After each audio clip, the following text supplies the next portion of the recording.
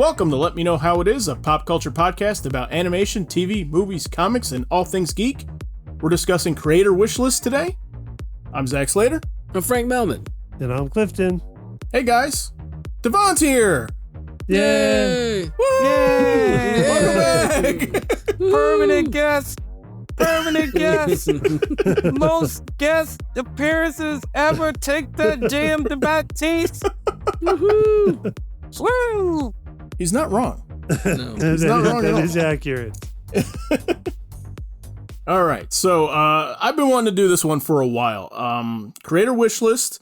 We're going to go around. We're going to name a comic character or title, and then we're going to name an artist or a writer or both, whatever we got. Just like, somebody we want to see work on these characters or on a specific title.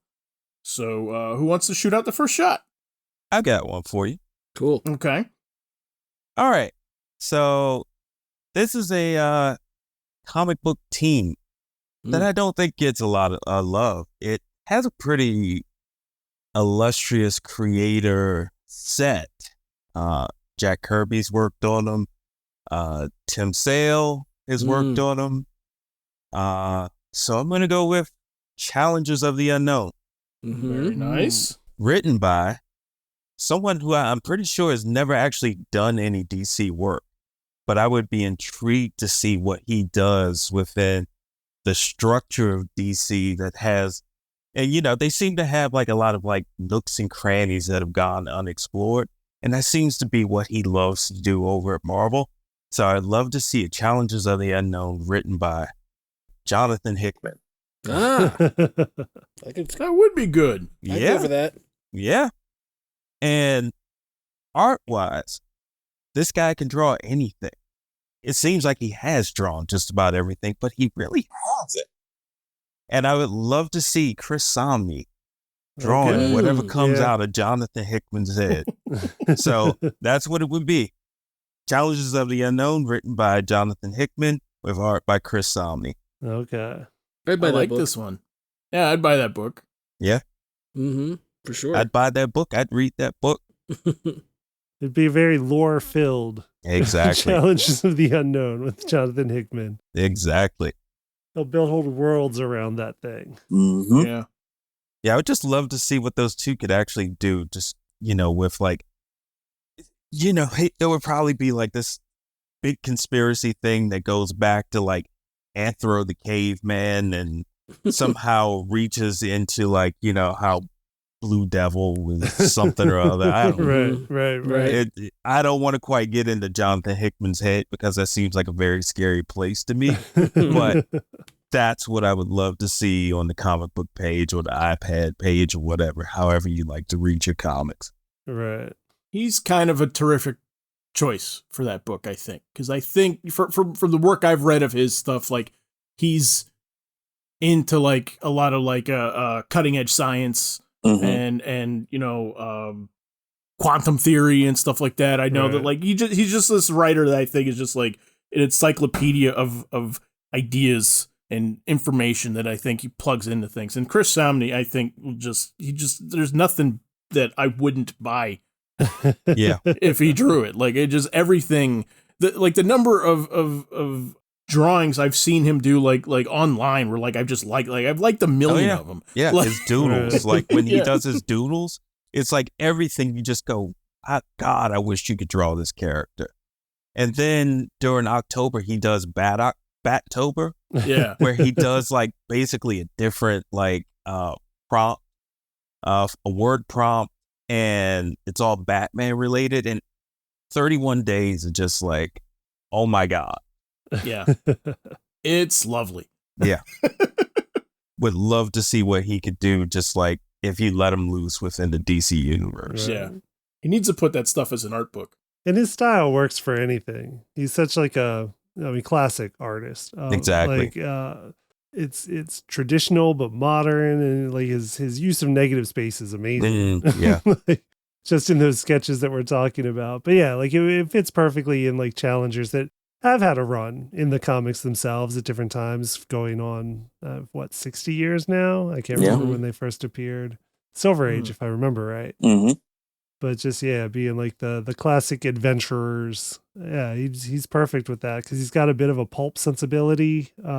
Chris Samney does. Yeah, I think it'd be great. Yep.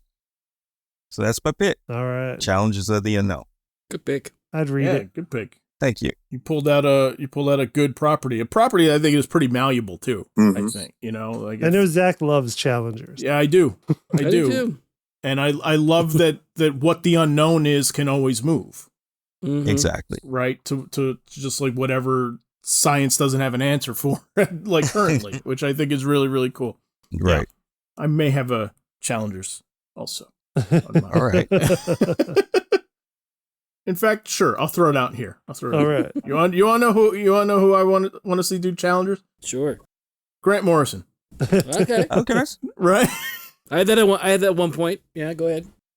I just think along the same, like exactly the same lines as Hickman. Like I want to see what that guy does, what that brain comes up with, and what he thinks, because his stuff is all whacked out always anyway, Mm-hmm. right? And kind of not trippy. I don't want to say trippy, but like it goes out there in places a lot. And I just think he'd be a really, really fun writer for that book. And I think also, if I had to guess, I would think that Morrison probably thinks those characters are kind of cool.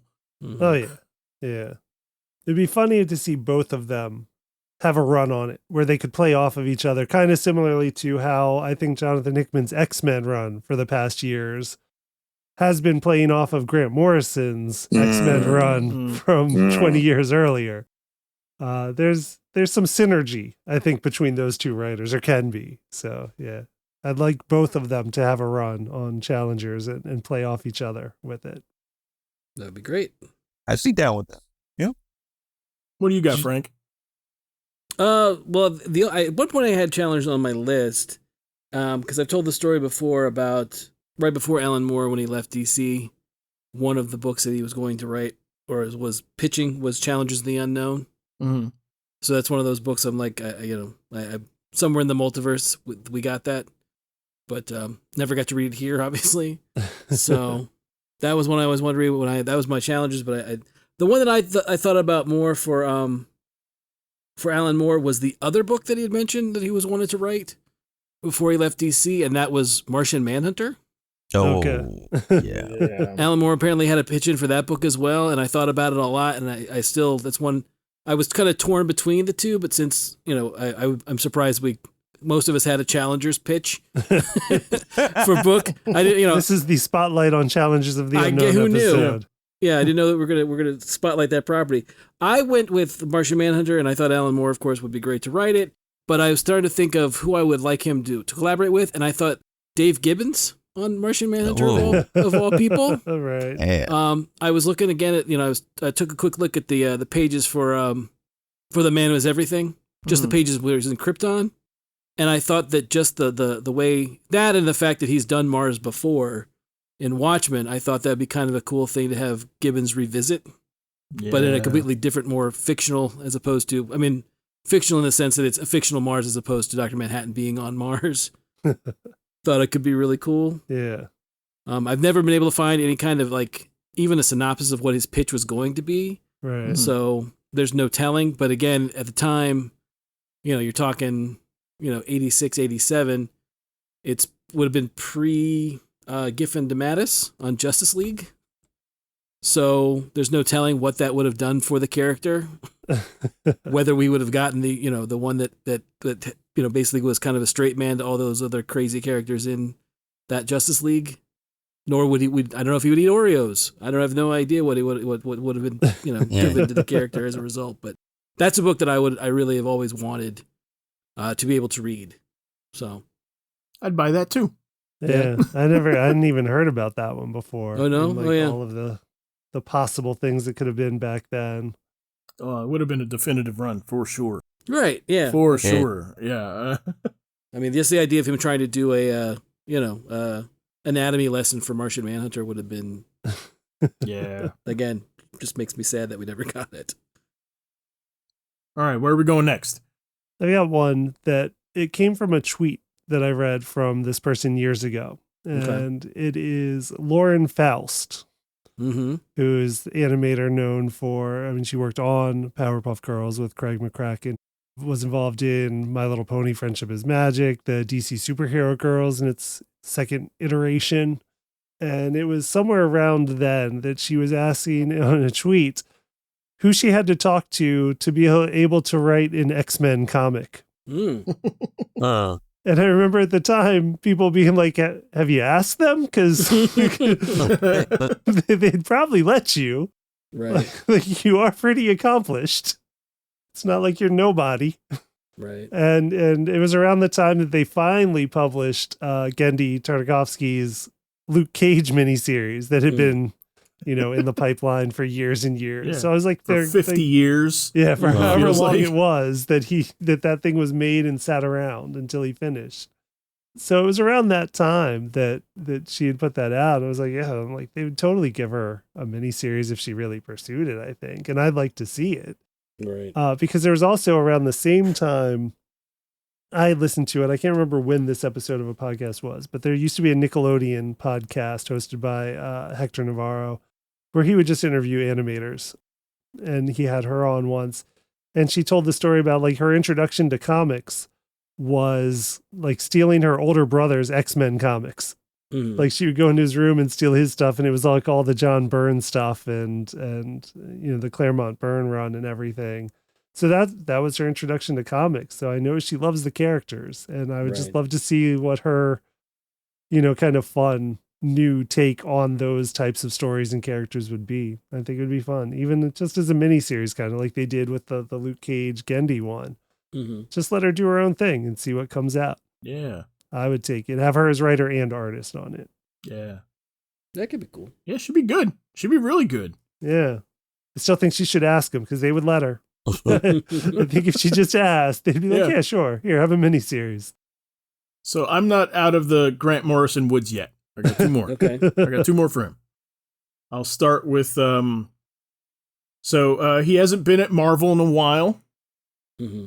And so the Marvel character I would love to see Morrison do is Doctor Strange. Okay. Right? Mm-hmm. Along the same lines of Challengers, I think that he would truly like make that book fitting name. Okay. Right? Like again, like where he would go with it, and we all know he has like an affinity for magic anyway. Right. Right? So I Yeah. just think like it's just perfect pairing, I think, with the two of them. The character and writer on that one. But the book I really want to see him on is Legion of Superheroes. Mm. Right? Okay. Yeah. And so the reason we've seen Morrison do a lot of things, but we haven't really seen him do teenager stuff Right. all that often. Like glimpses here and there and like his X-Men stuff. And there's one issue, Multiversity, that he does that's, like kind of a tabloidy, the children of all the superheroes in that world that he followed. And it's really, really good. It's a standout issue, I think, of that run. So I would love to see him do kind of like a teenage drama in the future where he can hit that imagination of his can kind of dream up like what culture will be like then, Mm-hmm. Right. And the artist I would like on that is Chris Anka. Oh, Yeah. okay. I like him. He did his incredible work on Runaways. Oh yeah, that's right. I And he forgot did that. the Uncanny X-Men run with Bendis, right? For a bit. Yeah. I Yeah, think I he was feel like there he for- did some for of a that. little bit, Yeah. yeah. Just for a little bit. And then Bachalo did it after that. But yeah. I think he did some teen stuff there that looked good. But yeah, he's like he's a great character designer. Probably one of the best character designers working in comics recently. Yeah, I could see that. That would And be animation too. I think Yeah, he's I a think crossover artist. Yeah. Yeah, I think he's designing a bit of My Adventures of Superman too. Mhm. great. Oh, yeah? Yeah, Okay. My Adventures with Superman. Sorry, I always say it wrong. I'd buy that book. I'm a Legion mark, so I would definitely check that out. And I like Morrison. I know everybody's bingo card. They're surprised because I ruined it because I brought it up first. You did. You kind of did. Because I had Morrison penciled in for something else at Marvel, and then had someone else penciled in for Legion. So, Oh, really? mm-hmm. Okay.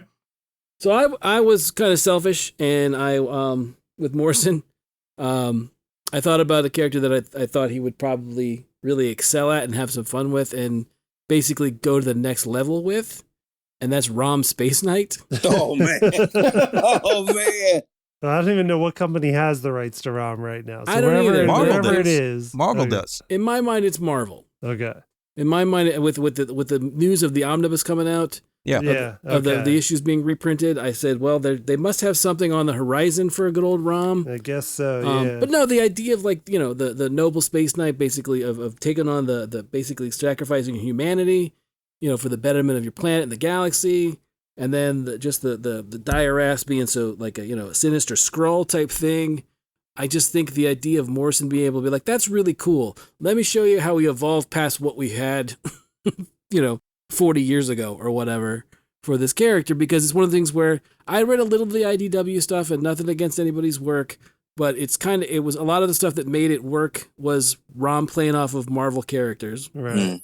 as well as the fact that, you had this major storyline with all these cosmic characters and the dire wraths and the Skrulls and, everything that's cosmic about Marvel was really, that's how a lot of the stuff I read was getting into that stuff. Got to get to see a lot of that stuff from a different lens, because, before that, the dire wraths didn't really exist before that book. So it was kind of cool to see another group that was not the Kree or the Skrulls or the Shi'ar trying to do something with the galaxy. Right. But I'd love to see Morrison take a swing at it. I just think that he would find that nugget or that piece that people are overlooking. And the article that I wanted was John Cassaday. Okay. Ooh, Okay. Because I just think that the Space Knights themselves would look really cool and sleek, and all the people would, because I think you need that contrast. I mean, nothing against. I think it's Sal Buscema that did a lot of that book, and a lot of the book is just. I mean, I love the old Rom, but I think you just need a contrast between human people or people that look human or humanoid, and the Space Knights, just to give you that feeling of just how much of a gulf there is between what Rom and the Galadorians were before and what they are now.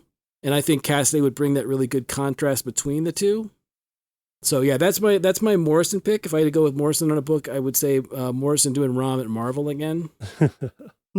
Because again, I just think that there's something brewing. Again, Yeah. I blame myself, and that's good. I'm perfectly fine with them saying, yes, we heard your show and thought, yes, this is a good idea. You're putting it out there. Either that or they're tapping the molar in my tooth when I talk about Rom outside the show. So Right. Which is a lot. So. which is a lot. I speak about Rom more than most people. So yeah, that's who I would go with for Morrison. If I was gonna, it's my Morrison pick. Okay. That's where you'd put them. Okay. Mhm, for sure. Anybody else have Morrison for other stuff? I don't, but I do have. I'll go again. I have a Legion pick though. Okay. Okay. All right, so I again with as much as I've enjoyed his run on X-Men, I've enjoyed like all the stuff that's currently going on that I've read. I read recently that Hickman was sort of on the fence of, well, I had a chance to do New Gods at DC, or I had it right, or I had a chance to do X-Men, and he chose X-Men. But there was another book that he had also at DC that he could have done, and that was Legion. Like he had Legion of Superheroes was supposed to be with a book. Like he's like, I could have chose any one of the three, and he went with X-Men. I don't blame him, because obviously, I mean, I still remember the quote that he had, or the tweet that he had, that said basically like, the research I've done for this book is nothing compared to the research you're ever going to do for anything you've ever done in your life. And it wasn't like a flex. It was just kind of like, I read 30 years of or more of X-Men in the last 2 or 3 weeks, just trying to get ready for the book. But I think Legion has that same kind of history. It just doesn't have the same kind of following. Mm. And I think Hickman could get it to that point, just because, again, much like Morrison, who I'd rather have on ROM, Hickman, I just think, would be able to take a look at where we are now and extrapolate out to, the year 3000 or whatever wherever we're setting it for the Legion. I just think that would be really cool to see him do that. And then the artist that I had for it was Jose Ladron. Oh, wow. And I thought having him do like his sort of, he hasn't, I don't know if he's still in comics or not. I haven't seen anything from him in a really, really long time. He was on cable at one point. He did like a really beautiful I want to say he did a lot of covers for he did some covers for in the 90s for Inhumans, and I want to say he did interiors after a while. It got kind of rare, but I would throw whatever kind of money I had to get that guy back because he's just got a really cool like Kirby-esque take on stuff, but at the same time it looks really alien and unique, and I just think that his fit for Legion would make it stand out from the fact that it's not now. You know what I mean? And I think that's something in artists you have to have. It can't just be, well, we're drawing, there's computer screens everywhere, and that's our Legion. It has to be something somebody that really gets visually that the world of 1,000 years from now is not the world that we live in now. Right. So that would be my Jonathan Hickman and Jose Ladron for Legion of Superheroes. I'd read it. Yeah. I would read it. Yeah. I love all these picks. I hope somebody at Marvel and DC is listening to this. Yes. All right, Devon, what you got? All right, I got one for you. So, this is a character that I absolutely love, but I haven't been reading for a while because the problem is what most people think needed to be said with that character was said pretty much 40 years ago, and everybody just kind of keeps doing a riff on that. Mm-hmm. So that character would be Daredevil. Ah, Yeah. Okay. One of the most, I think, complex characters out there going right now. And this is a writer-artist who I would love to see do this. So I've been reading. So, okay, let me go back. My favorite book of 2022 just kind of came out of nowhere. I'd read this person's stuff before, but I wasn't ready for what they did next. They had just done a Wonder Woman book, and then they moved over to a series for Image where this is going to be so hard to explain, where wrestlers are in a tournament to win back the souls of loved ones. And it was written and drawn by Daniel Warren Johnson. And it was just basically a 6-issue fight scene with really good writing. And that's kind of what I want from Daredevil. Okay. I just want a whole bunch of punching. I want a whole bunch of kicking. I want it to look good, and I want it well written. And Daniel Warren Johnson is the man for that type of thing. So that's my pick. Daniel Warren Johnson of Murder Falcon, Wonder Woman Dead Earth, Right. Do a Power Bomb fame, and soon to be Transformers, doing Daredevil. Okay. What's the name of the wrestling book? Because that sounded awesome. Yeah, it does. Do a Power Bomb. Do a power bomb. Yep, do a Power Bomb. That's going on Zach's list right now. It is. It's going on my list right now. Writing Yep. it down. No, that sounds great. I'm not familiar with his work, so I'm interested. He's a stellar artist. Yeah, Is he's he? Okay. incredible. Yeah, and just his Incredible. compositions are insane. Just his Yeah. art compositions on. Just look up some of his sketches on social media. You'll be blown away. Yeah. So is it gonna? My question for you, Devon, is it going to be courtroom scenes done in the style of battles? No, it is Okay. just going to think of the hallway scene from the Daredevil Netflix series. Right. I remember. Yeah. Yeah. We're going to do 6 issues of that. Okay. Okay. 6 I'm in. issues of that. I don't have a problem with it. I'm just asking. Just him fighting through everything. Okay. Final bossing, it's like, just like, oh, I thought this was the final boss. No, you got through Bullseye. No, now you got to go on to what's her name? Typhoid Mary. Okay, you took down Typhoid Mary. Now you got to take on Lady Bullseye. Now you got to take on the Owl. And then eventually you'll get to the Kingpin. I don't care. I just want to see him punching a bunch of stuff. right. I want to see him doing like suplexes on his like rogues gallery. Right. Just Elektra just pop up out of nowhere and just be like, I don't know why I'm here, but you know what? I got these two sides and I'm fighting. And that seems to be what he's really good at. Just like these like kind of epic fist fighting stories. Okay. Yeah, his Yeah. art, like, it's so hard to describe his art though, because it's so like he's not a minimalist on No. lines. Like Chris No. Samney's a minimalist on lines. Like he's putting Right. down the perfect lines, the perfect minimal number to convey everything. Daniel Warren John's stuff is so like it's not busy. Like you would think it's busy by how much line work there is going on, but it's all perfectly readable. Like at an instant, you can tell everything that's going on.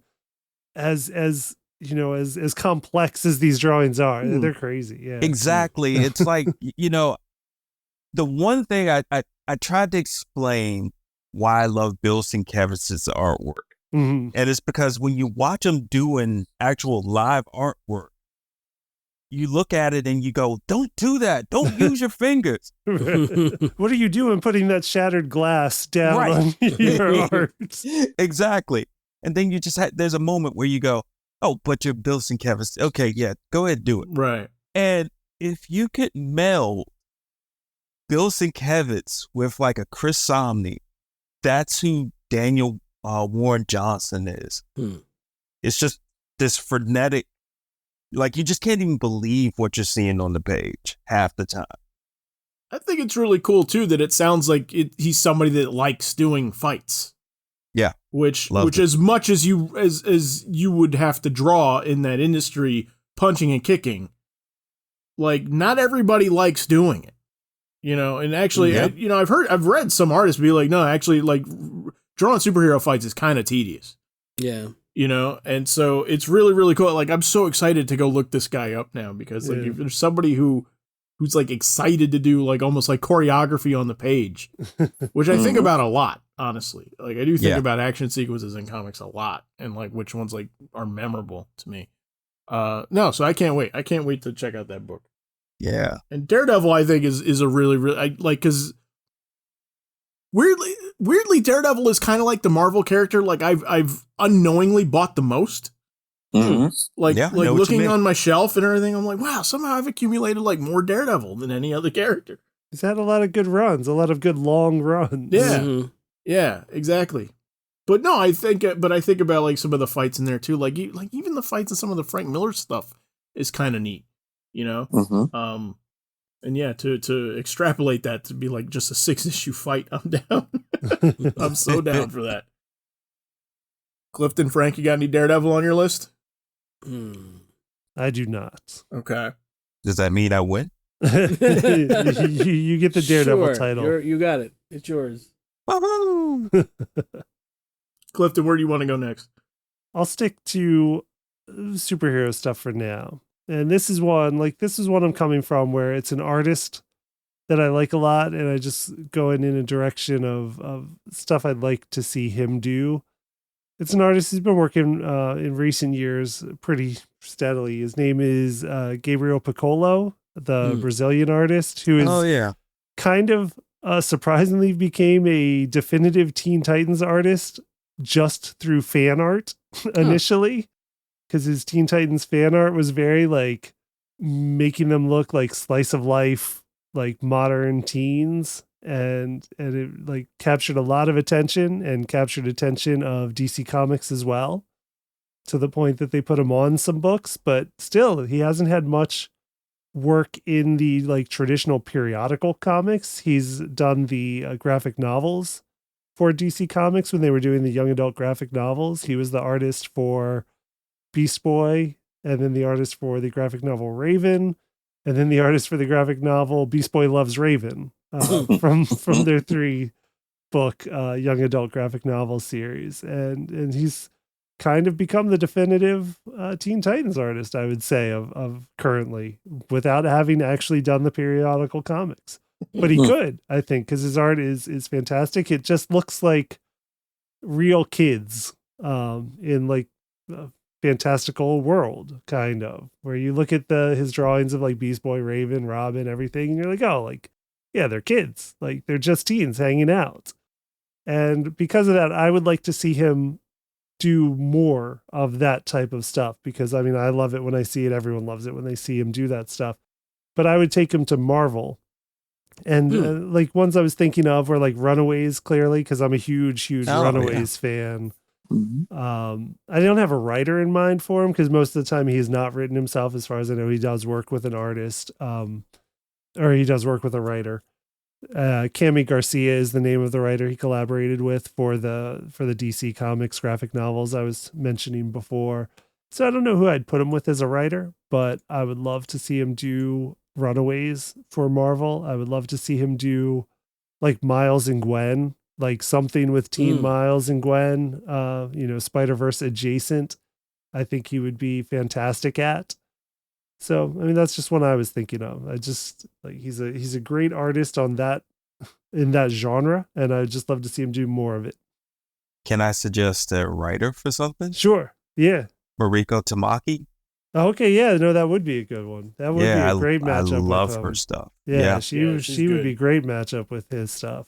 I'd love to see that. I have a Spider-Man one. Okay. Since you brought up Miles and Gwen. Mm-hmm. I want to see Ed Brubaker on Spider-Man. Ooh. And the only reason, and it's kind of like not an obvious choice, but I remember hearing him on a podcast like years and years and years ago, kind of lamenting the fact that he never got to work on the character, like in any substantial way.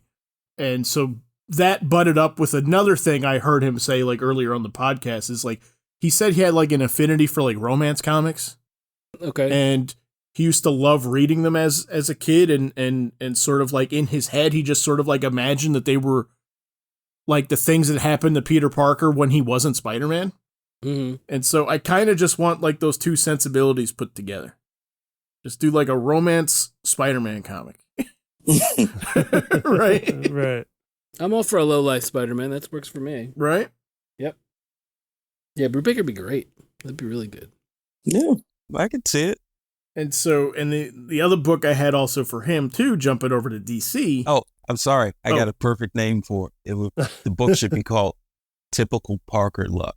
Mm-hmm. Yeah. I like it. Yeah. Not so amazing, typical Parker Luck. No, that's pretty great. That is pretty great. But no, so I think, and he's definitely, stepped out and kind of doing like a whole lot of creator-owned stuff for many, many, many years at this point. So maybe he's dabbled in this genre before and maybe I missed it. I don't know.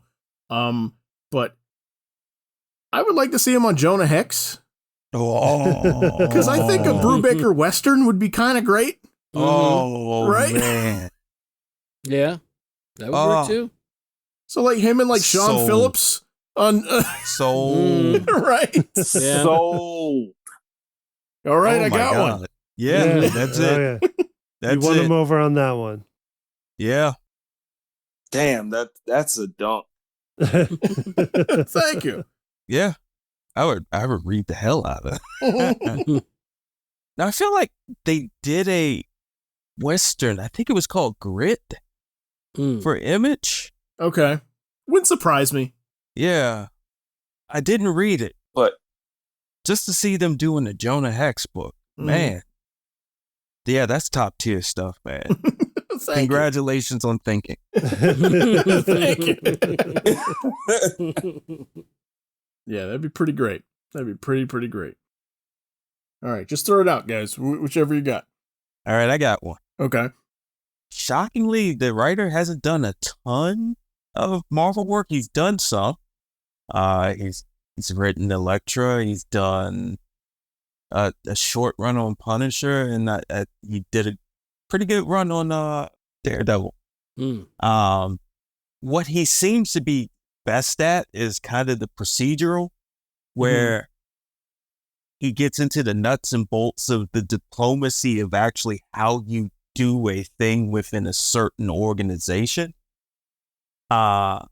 He did it best with Gotham Central, I think, and Queen and Country, so that the writer I would love to see do this book would be Greg Rucka, and the book is The Avengers. Oh, okay. I'd love to see how he would handle a bunch of characters who are from America who have to deal with worldwide threats. But now that we're in such a polarizing place within this world, how would they do their jobs? It's like there would just be no consensus on like, okay, the world is in danger from aliens. no, you can't come into North Korea to take care of this. Mm-hmm. Okay. I would love to see something like that. See him tackling like the logistics of how you be a superhero team. You got a lineup for him? Of course, it would be Captain America because Captain America would just bring so much conflict, Mm-hmm. even though he would just be trying to do good. Tony Stark, former weapons magnet, the Vision. I'm going classic here. Okay. Also, Black Panther, who actually rules a nation and just kind of walks into other nations like, hey, I'm here to help. Are you really? And Scarlet Witch, Yeah. like the queen, literal queen of chaos. Wherever she goes, it's like everybody looks at her like, are you going to wipe out the earth again? So I would love to see how Greg Rucka deals with the Avengers. Yeah. And as far as the art goes, don't think he has ever done any Marvel work, but I would love to see him over at Marvel. I'm talking Doug Mahnke. Oh, Mhm. wow. Yeah. Oh, okay. Yeah. Yeah. He's done JLA. He's done Batman. He's done Superman. He's done the Green Lantern and Green Lantern Corps. Yeah. He's done just about everything that there is to do with DC Comics. I would love to see him like cross over and go to Marvel and see what he does there.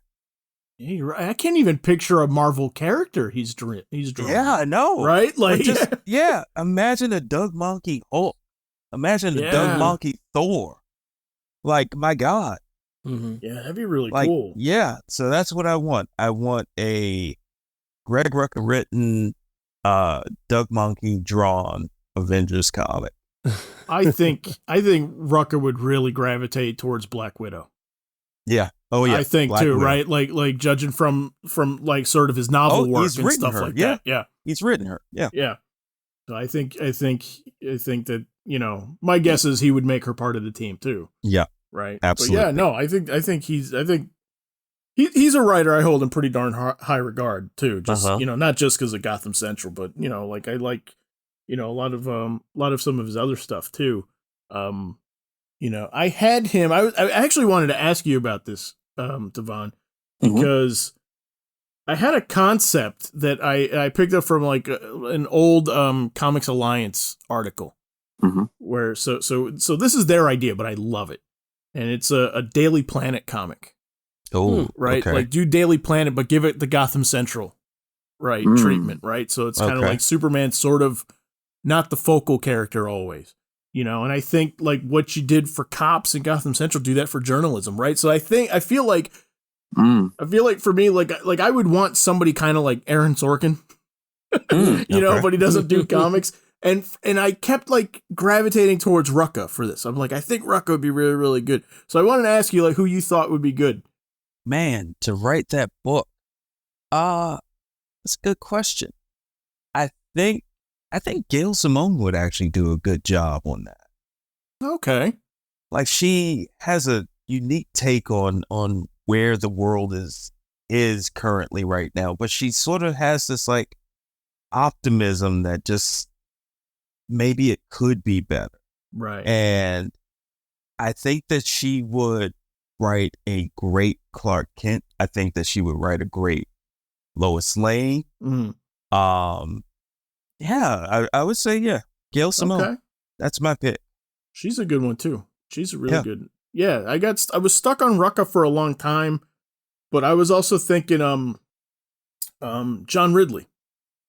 Oh, yeah. Right? And that's really more based off of like his TV work, I think, Right. watching American Crime and stuff like that. Not that I've seen him like do a whole lot of stuff with like reporters or anything like that, but I would imagine he has opinions about it.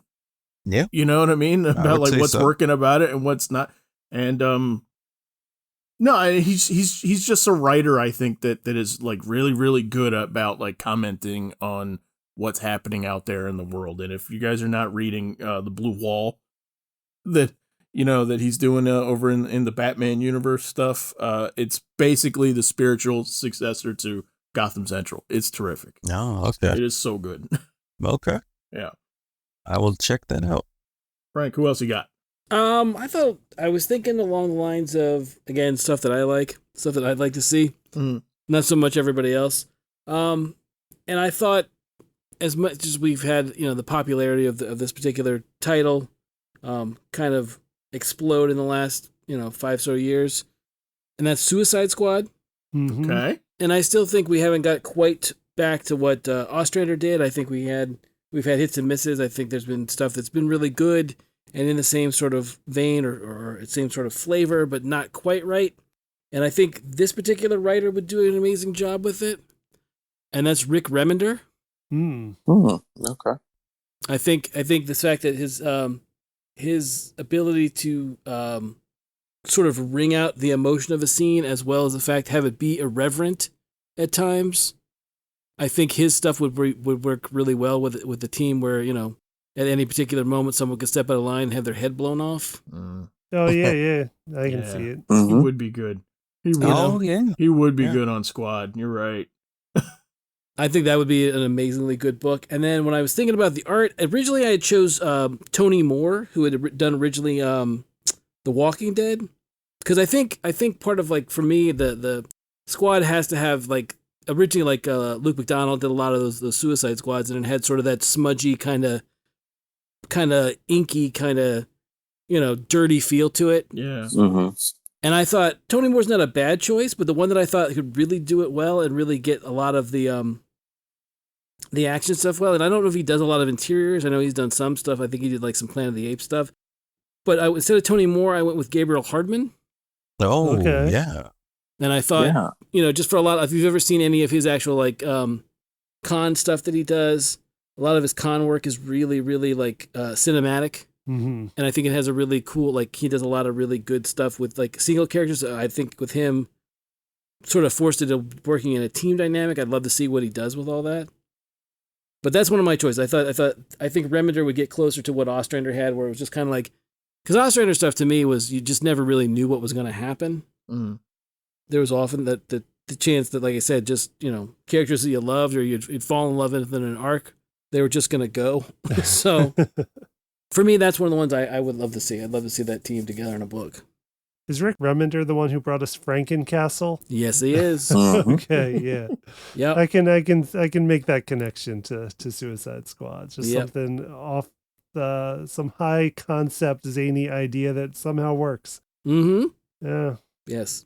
Please put it out. Yeah. I was thinking about Squad. I didn't really land on anybody I liked that I thought would be a good take. No, you nailed it. That's good. Remender's really good for Squad, I think. Yeah, my other choice was I had a thought about Jason Aaron, but I was like, no, Remender's the one that I would much rather see. Yeah. So I have Jason Aaron on something. okay, good. We're entering the Batman phase of the show now. Ah, okay. This one, I don't understand. I don't understand how Jason Aaron left. How he got out of DC without doing a Batman run is beyond my comprehension. I know. Right? Just quick story. So back when I used to do a blog, I wrote about his Penguin story. Mm-hmm. And I think that he had just gotten signed exclusively over to Marvel.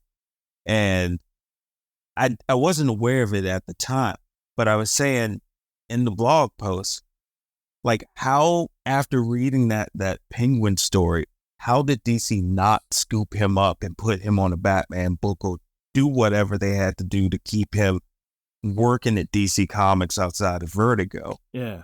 And he actually replied, and he said, I would have loved to have worked within the Bat universe, but it just never happened for some reason. It's insane to me. I don't get it, right? Like, it's just that one Penguin issue is it. It's all we got. And listen, like at the store we went to, Scalped was talked about all the time. Yeah. Right. Like, I mean, he was catching really a lot of notoriety for this like crime comic that he was doing like just down the hall. Right. It does not make any sense to me. Like, he is a perfect fit for the character. Perfect fit. I don't get it. I don't really, I don't have an artist in mind. But yeah, it's crazy to me. And now to hear that too, that he's like, no, I would love to do it. I don't get it. I don't get it. I'm just trying to think of who was there and who was on those books at the time that they couldn't, he couldn't muscle aside. Mm-hmm. So you create another title, though. My God. Yeah. Like, it doesn't have to be Batman or Detective, right? Like, you got a maxi series, do 12 issues. Here you go. Mm-hmm. Right? I don't know. Mm-hmm. Seems easy to me. So I don't know if you guys have any Batman titles on here. I have one more, but I've got one. Okay. And it's not even a Batman title. It's just something I just want to see. Bill Sienkiewicz has never done a definitive Batman story. And you would just think that he would just be a perfect fit for Batman, but I can't recall him actually doing any Batman at length. Right. Yeah, I can't either. And I'm a huge Sienkiewicz fan. Yeah. You would just think that it would just be like a no-brainer. Right. But it's for especially like reasons? the moodiness, especially after the Moon Knight runs that he had Exactly. like in the 80s that were kind of inspired by like Neil Adams' Batman. Yeah, but it's crazy. just never happened. Yeah. It's just never happened. I would kill for that. I would absolutely kill for that. What do you think about pairing him up with Jason Aaron? How do you like that? Or do you think it wouldn't work? Yeah, go. Okay. Go with it. Go with it. That would be terrific. We'll take it. And then so the other one I have, he's written the character. He's written Batman in other things, but he hasn't really done solo in any real significant way. I mean, maybe he did an issue of Batman like with a story set in Barcelona. Right. So there's like the real stuff to get behind, and that's Mark Waid.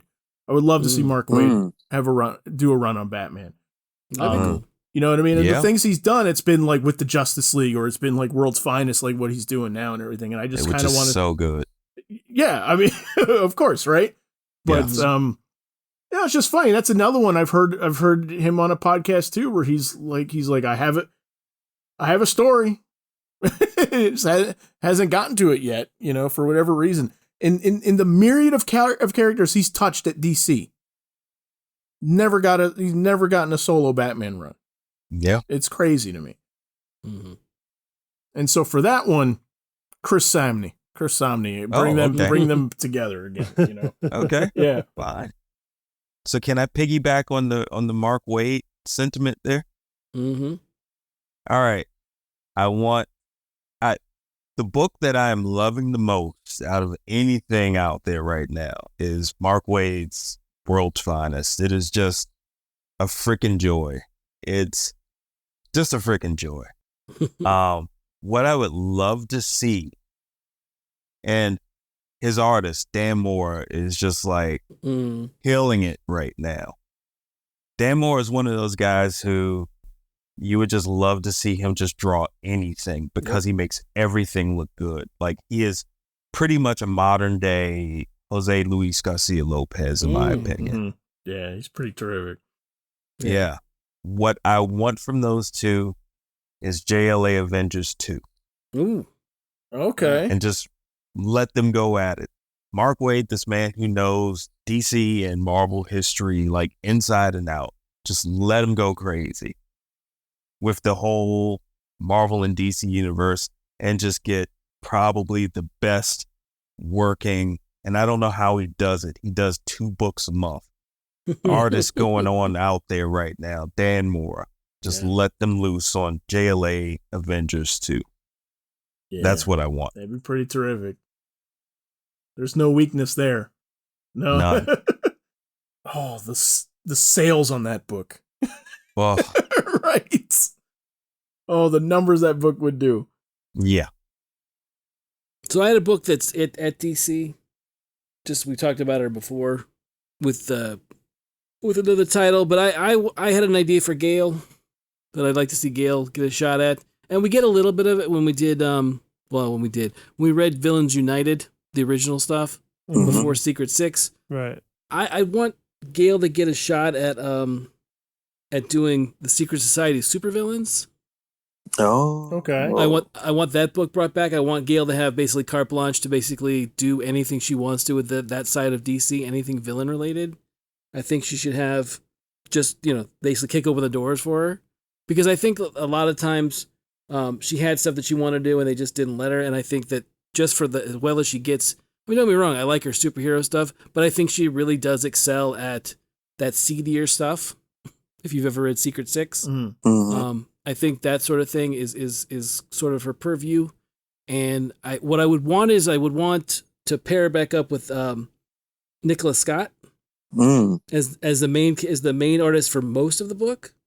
Like the main, almost kind of like the way that we got like in the 90s, we have something like Starman, where there was an artist that was on the main book, and then you had other artists who came in and told various stories about various characters, and then without the Shade or whoever, but you would have them come in to do their part, but you would have Nicola basically do like the framing sequence or whatever the main thing was, and then if there was a backstory or there was a flashback, you could have Sienkiewicz come in, or you could have Dan Mora come in, or whoever come in and tell that story set in whatever time period you wanted about the various villains throughout DC.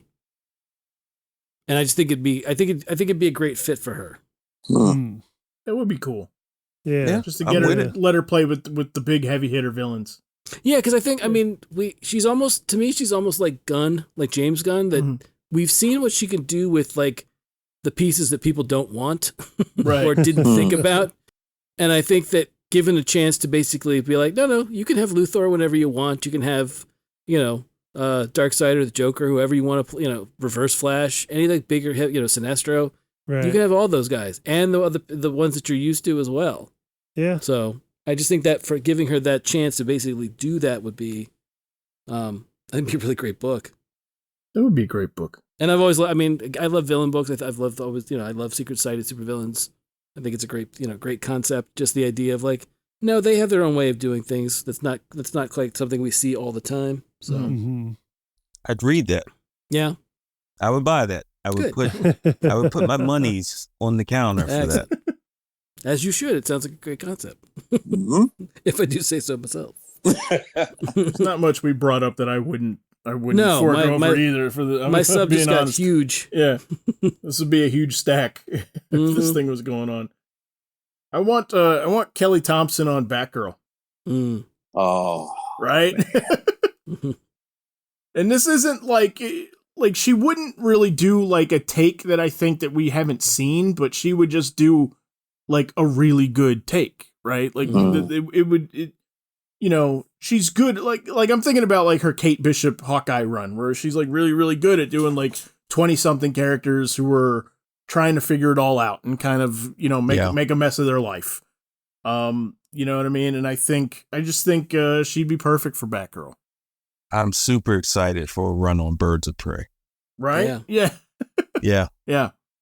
She's really good. I mean, she's definitely become somebody to pay attention to, I think. When I see her book on like her name on solicitation stuff, I like, my eyebrows peak. I'm like, oh, right. Okay. No, she's really good. She's really, really, really good. Now, she may be considered buying Deadpool. Well, really? No kidding. That's saying a lot. I'm not really a big Deadpool fan, but I saw her name on Deadpool, and I was like, it might happen. Right. Clifton, how you doing? You got any left? Yeah, I just have another artist. It's but no writer attached. Nothing in mind yet, but an artist that I've liked a lot in recent years, and just watching everything she does is Elsa Chartier. This French artist, French illustrator, came in with a book called Infinite Loop. I think was published by IDW. Then at Marvel a few years back, she did the Unstoppable Wasp series at Marvel. She's done some Star Wars stuff for them a little bit. But just recently on her Patreon, she posted a X-Men print with the original 5. That is it's a definitely throwback homage to the Kirby like original issues. And it made me want to see her like X-Men First Class book. Okay. I'd love to see her do something, set in the Silver Age with the characters, be able to pay tribute like she is in this art piece, but as a full story. 'Cause she is a great sequential artist as well as just overall illustrator and artist.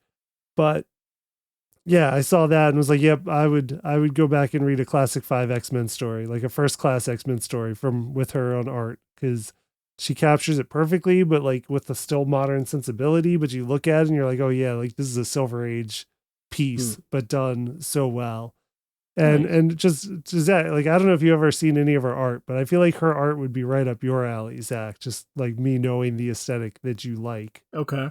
It's like Samney, like Darwin Cook, like that type of sensibility. She's got it, and I think her stuff's great. Yeah, I gotta Google her. She's not one that I know that I've seen, but I may have a writer for you. Okay. What do you think of Nick Spencer? Oh yeah, On an X-Men I'm a First big Nick Class. Spencer fan. Yeah. Yeah, and did he ever do X-Men?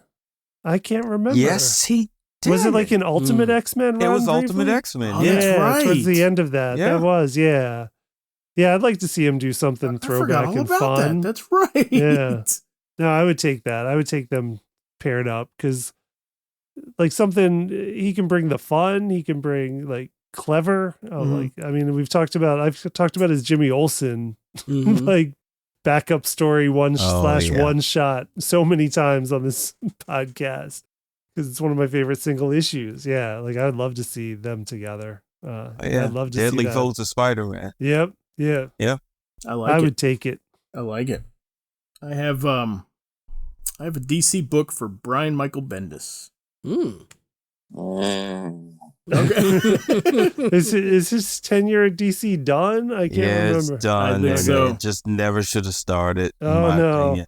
It was nothing good came out of it. I missed most of it, I have to say, which is why I didn't know it was over or not. Yeah. I wasn't sure. No, me too. And it's not like I didn't like what I read, but he jumped on weird things and like like books that you didn't think he would be strong on, and he wasn't. Yeah. And like when he got on Justice League, it was a little like, all right. like Black Adam, okay. All right, that's different. Right. And that was like the only thing. And it was like I feel like either give him like a completely wild roster that's completely out of left field or go completely traditional. I feel like he should have been on something that was not established. Right. Like, I think they should let him come over and be like, okay, pick through this and choose something that you want to do. Right. Yeah. I think that would have worked much better for him. I don't think the stuff that he chose, I think a lot of it was just checking boxes. Right. Yeah. Unfortunately. Like, I liked some of it more than apparently Devon. But I still didn't. But there was still a lot of it. I just kind of head scratching stuff that even when I read it, I'm like, this doesn't make sense. Why he's here. Yeah, it's like, why are you on Legion of Superheroes? Yeah. Right. You don't belong here. Right. You don't go here. No. Right. Exactly. Yeah. I completely believe on that one. I didn't. Yeah. Didn't quite get the. Other than I guess it was a book that he was offered. I don't know. I have no idea. Still don't know why exactly that was the one that he was on. But I like some of his Superman stuff. I didn't, love it. I like some of the Justice League stuff. Didn't love it. But I just feel like it was like now he can say, well, I've written, Justice League and Superman and Legion. Right. I've got those on my resume. And that Walmart Batman book. Yeah. Oh, you know what? That was actually good though. Yeah, that was. But no, that book was also made by what? What made that book? The artwork made that book. Yeah, the artwork, and also it was the fact that he kind of got to just not have to do Bendis type stuff. Sure, but like he was just like, okay, Batman meets up with Jonah Hex for reasons. Right. Yeah. Yeah. So, all right. So the one I'm gonna pitch you. What if he did a big old superhero book with the Flash? Okay. Right? That's the one that I think. I'm like, give me a chatty hero. Right?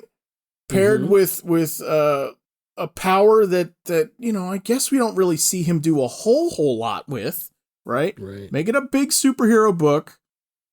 And I think the artist I'd pair him with is Stuart Immonen. Oh, I love his stuff. Right? Yeah. And I think together that would be a fun book, right? Yeah. I think it's a weird thing to draw inspiration from, but I feel like his word balloon placement, right? In the way that he Right. does banter back and forth and stuff like that. Mhm. Like that paired with sort of like the slowing of time because he's moving really, really fast, Yeah. I think would look really, really cool on the page. Mm-hmm. So, okay, tough sell for you guys. I get it, but No, it's not a terrible idea. It makes more sense than the stuff that he did when he was there. Mhm. Yeah, I thought about Bendis a couple times. I was like, I just, nothing really. Like I said, I think. I read Naomi. I thought it was all right, but I just didn't feel like it was a book that he. It felt like a book that he did, but he didn't feel like he had a story for. Mhm. right. Does that make sense? Mhm. Yeah. Yeah, I just feel like he did the book to do the book. And again, I could be completely wrong. I don't know him from a can of paint. He could be, it could not be the case. But that's just how it felt as I read most of the stuff that he did at DC. Yeah. She kind of, to me, felt like maybe Frank, maybe you'll get the reference. Mm. She felt like a millennial version of a Firestorm. Okay.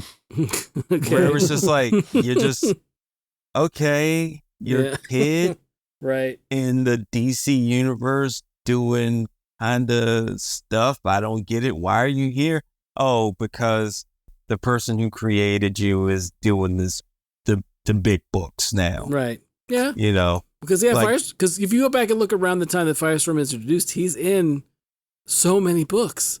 Yeah. Like Because he's Jerry Conway was like a big deal when he came over to DC, Mhm. and he's like, oh, I'm going to do Firestorm. And it's like, oh, you're doing a Marvel book in the DC universe. Right. Okay. Yeah. And then Jerry goes over to JLA and brings Firestorm with him. And it's like, okay, you're here. Yeah. Yeah. I think the funny thing is, I think Firestorm doesn't work the way that you'll get this, Devon, that Firestorm is to DC as Monica Rambeau, Captain Marvel is to Roger Stern at Marvel. Mm. Yeah. But Right. Monica Rambeau works. Right. Exactly. Exactly. That's the difference. That's the difference between the two. Is that no, Monica works. Roger Stern put a lot of time in basically building her up from her first appearance to what she becomes in the end of his Avengers run. Right. But Ronnie Raymond is or Firestorm is everywhere. I mean, I look at a lot of those covers. I'm like, he's back up in the Flash. He's in the JLA. He's got his own book. I'm like, no, it's not. I get it. You want this thing to be a thing, but it's not a Right. thing. Right. Sorry, we took a tangent there and took over. Sorry. Yeah. We're gonna have to do lightning round, I think, Okay. to start finish notes. So I don't know what you guys have left. I've got a few. Okay. So yeah, Devon, I guess let's I got a couple more too, and like I'm just gonna kind of blow through mine, and if you want to just Okay. hit 'em I'll quick. blow out two of them right now. Okay. First up, I got the writer on this is actually a friend of mine. He's a really good guy. He's an Eisner Award winner. He has won a National Book Award, but he cannot seem to do, for some reason, DC and Marvel just won't give him a book. Huh.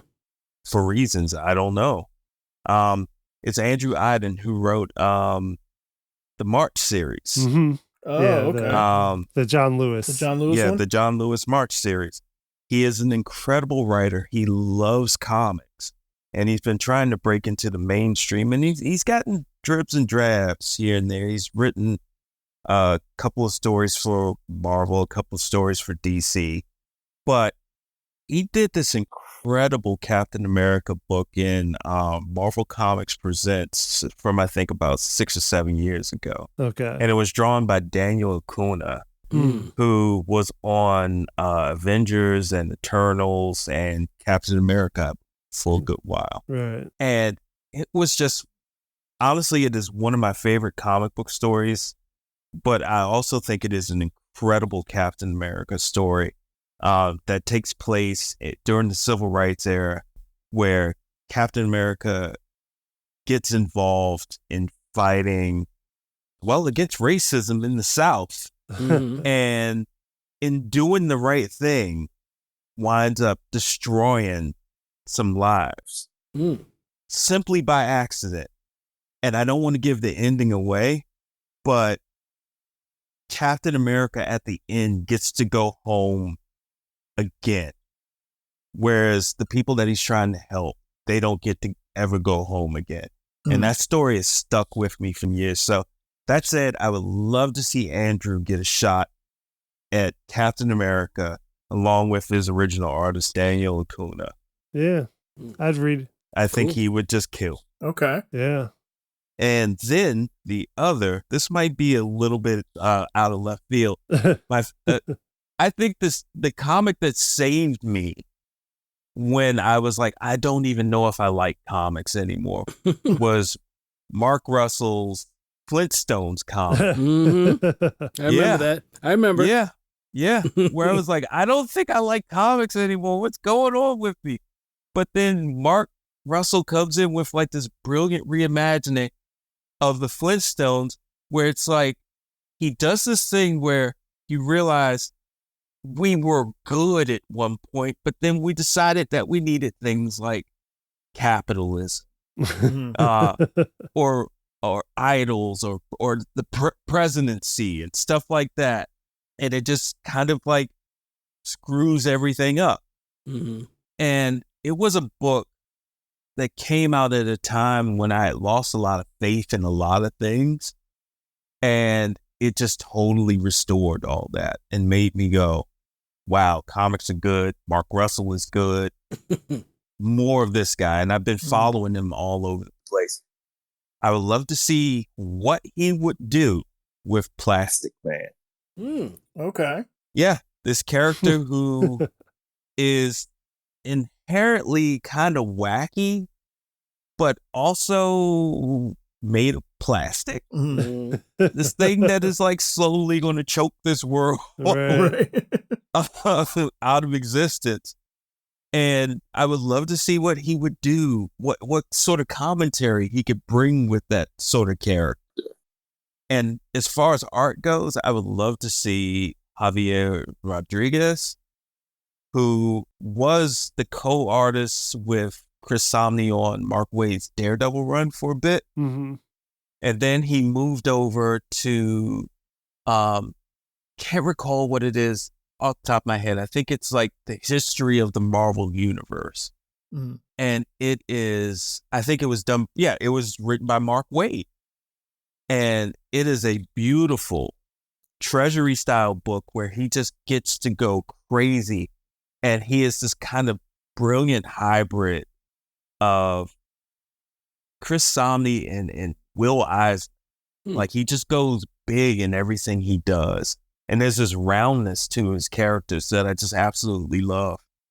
And I would love to see what those two could do with Plastic Man of all characters. I think that it would be a great fit. That would be cool. You said Mark Russell, and I went back to the Daily Planet idea, and I went, that's it. Yeah. I'm like, that's it, Devon. It's Mark Russell. Mark Russell's perfect. Mark Russell. He is awesome. He is so great. He is awesome. He is just killing it. He does Billionaire Island. I don't know if you've read that for Ahoy. That's another good one. So yeah, that would be my choice. Plastic Man, written by Mark Russell and drawn by Javier Rodriguez. And the next one I would love to see, just to see it, would be Wonder Woman by Jaime Hernandez. Okay. Like, he doesn't do superhero work at all, but I think that he would just do a killer Wonder Woman, and I would just love to see it someday. All right, so I'm going to blow through the rest of mine in list form. I want Brian Lee O'Malley on Jubilee. Oh, man. Right? Yeah. Right. Yeah. You know, writer and art for that. Let's see. I want Ta-Nehisi Coates on Luke Cage. Okay. right? And I think the one that I'm the most, well, two more. Okay, Tom King and Mikhail Janin on Captain America, Oof. because I think he would draw such a good Captain America. Yeah. Right. I love that guy's stuff. Yeah. Yeah. And they work together all the time, and they're great together. I think. And then my number one pick, I think, of what's left is Scotty Young. I want to do a Star Wars book, really bad. Yeah.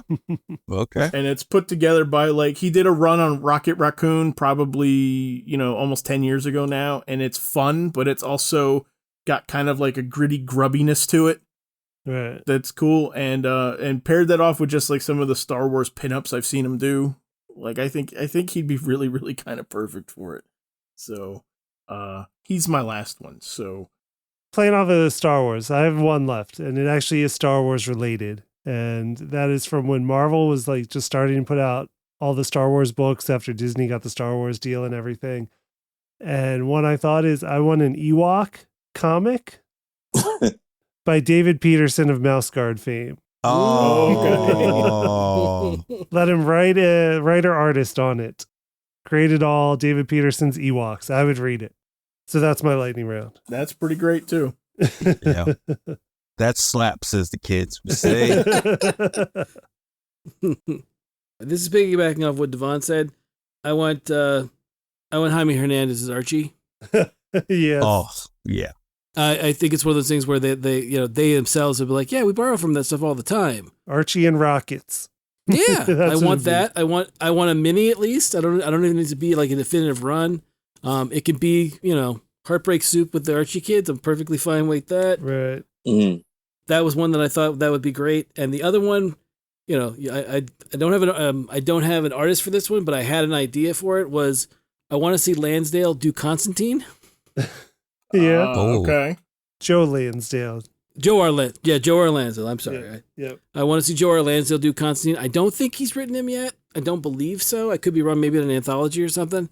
But I think Constantine dealing with small town noir and supernatural stuff could be a lot of fun. And it'd be nice to see, him out of. I like Constantine obviously in London and over there, but I also like to see him every now and then out of his comfort zone. And I still think there would be the elements of all the stuff that makes a Constantine story great. But done by Lansdale, it just would be that small town, town with a secret kind of stuff that may or may not be the supernatural. So, but I'd buy that book. Mm-hmm. Very cool. I love Lansdale. Mm-hmm. Be cool. All right, so let's close out. So we had a couple of ideas for using posthumous creators, and so we figure we'll keep it modern for the show, but we'll use these guys to close down with. But first, if you like the show, you can check out all of our episodes on letmeknowhowitis.com or wherever you get your podcasts. Just please, however you find us, don't forget to like, subscribe, and leave us a review. And finally, if you want to suggest a topic, let us know in the comments, whatever Twitter's called now, at LMKHII, or our email at info@letmeknowhowitis.com. All right. What do you guys got? I've got one. Okay. Rest in peace. Love him. He's on my particular Mount Rushmore. I wish George Perez would have gotten a good Batman run. Okay. Like that was like the one DC character never really got to touch. He did the covers for Lonely Place of Dying, and I think he did a Nightwing story or it might have been a Robin story for Secret Origins back when that was a thing. Yeah. But outside of that, he never really did any Batman proper work. And I just think it's a shame because every time you saw him do Batman, it was incredible. Mm-hmm. That is a shame. That's a big shame. Yeah. He's not even in Crisis all that much. No, Thinking about he it, isn't. right? No, not really. Yeah, his Batman pops up a couple of times when he was with Mark Waid on Brave and the Bold. Mm-hmm. But that's about it. That's about it as far as him actually getting to illustrate Batman on a regular basis. Yeah, I would have liked to have seen that too. Frank, you got one? I actually have two real quick. One would be, and we talked about this before. I wish Darwin had gotten his chance, Darwin Cook, to do his all ages Wonder Woman book. Mm-hmm. Oh, yeah. Yeah. That one again always makes me sad that we never got, because it's, how could that have not been great? Just, I don't know any way that would have been a wonderful book. And surprisingly enough, my other one is a Wonder Woman choice. And I thought, I was looking at some Justice League and Justice League Unlimited stuff, and I thought how much I like, the character, and how much I think this person could do something with him. I would like to have seen Dwayne McDuffie get a chance to write Wonder Woman. Okay. Oh, Yeah. Because I think that would have been, again, an amazing book. And I'd like to team him up with Russell Dauterman. Oh. Because as much as I like Russell Dauterman's Mighty Thor, I just think he'd be a great fit for Wonder Woman as well. Oh, absolutely. So those are my two. Very nice. Thanks. I would like to have seen Jack Kirby do Batman. Mm, I think it would have been kind of strange, yeah. but just to see it, I think Right.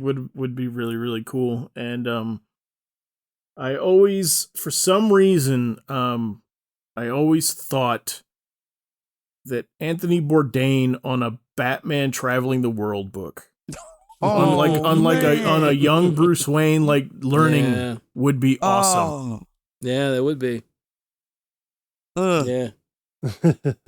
Yep, that would have been great too. Oh, man. Right? That guy's been everywhere. And I think he would just Yeah. to be able to write that book from a point of, no, I've been there. I've been to Senegal. Mhm. Right. Right? Like, Yeah. Yeah. And that Batman would hate Kissinger.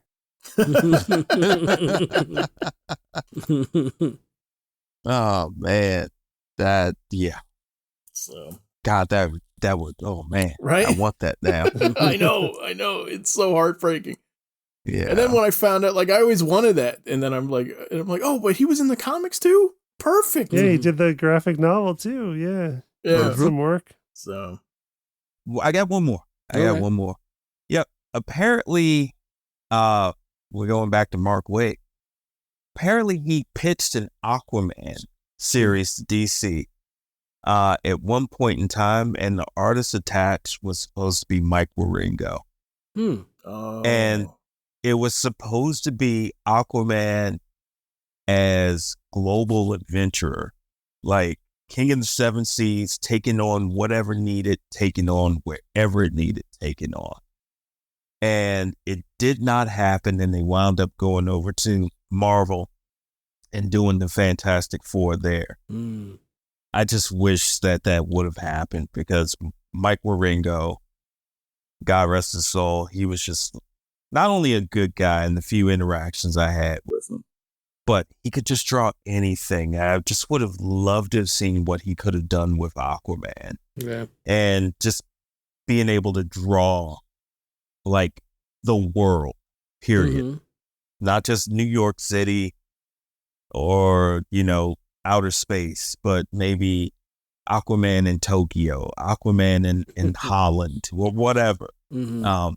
Or never one of those awesome stories where Aquaman just gets dropped in the middle of a desert and has to figure out how to get, with that type of story. Would have loved to have seen what Mike Wieringo could have done with that, because Mike Wieringo also was another one of those artists that I just absolutely believe could draw anything. Man, you sold me on an Aquaman book. Mm-hmm. That sounds great. Also, just from what I know about Wade, where he says that he never really had a plan for what the next issue would be when he wrote cliffhangers. Mhm. He would always just sort of be like, all right, how do I get him out of this? I love the Right. idea of him just all right, we're dropping Aquaman in the desert. Figure it out next month, Mark. How does he get that? How does he get out of that one? No, this was fun. This is a good one. Devon, thanks for being here. Yes. We appreciate it. Awesome picks. Thank you. Thank you for having me again. As always, we'll post links and examples to everything we talk about on letmeknowhowitis.com. Just please remember to like us and follow us on social media, and we will see you guys next time.